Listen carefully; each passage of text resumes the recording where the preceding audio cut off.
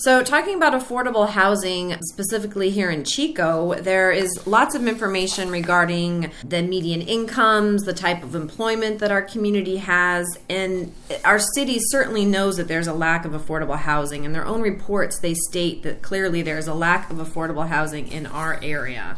When you talk about some of the statistics that they provide, the Chico median household income is $41,632, and that was in 2011, but those are some of the most recent statistics that they are working with.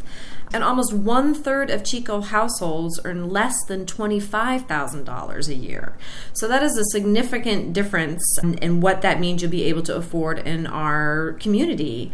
This report from the city of Chico talks about the median contract rent being $827, and that includes utility costs of $60 and paying 30% of your income towards rent and utilities.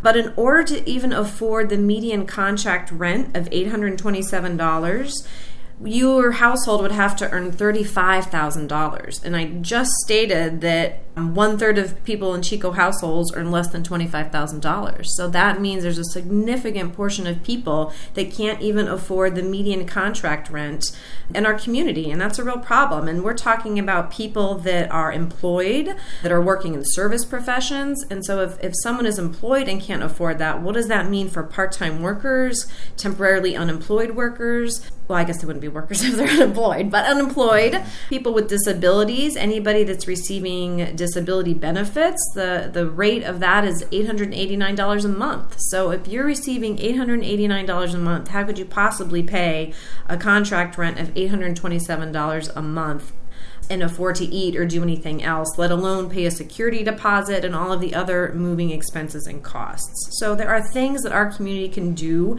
to build affordable housing. I think there's lots that our city can do. Even with the zoning, we have developers coming into our community all the time and building new developments and building homes for households that have a certain income. And I think one thing is called inclusionary zoning, where you can require that if you are going to build a certain amount of units, a percentage of those has to be affordable, meaning set at a certain price so that a certain percentage of the population can afford those units. And we don't have that in our area. So developers can come in and make a huge profit, and there's no obligation or requirement for them to build units that people can actually afford. I think that's a huge thing that our community can work on to make sure that we're not just building the Cadillacs of housing, but we're building housing that the majority of us can afford to live in. Because at this point, it's getting to the point where only a few at the very top echelons are going to be able to provide for their families and live in a home.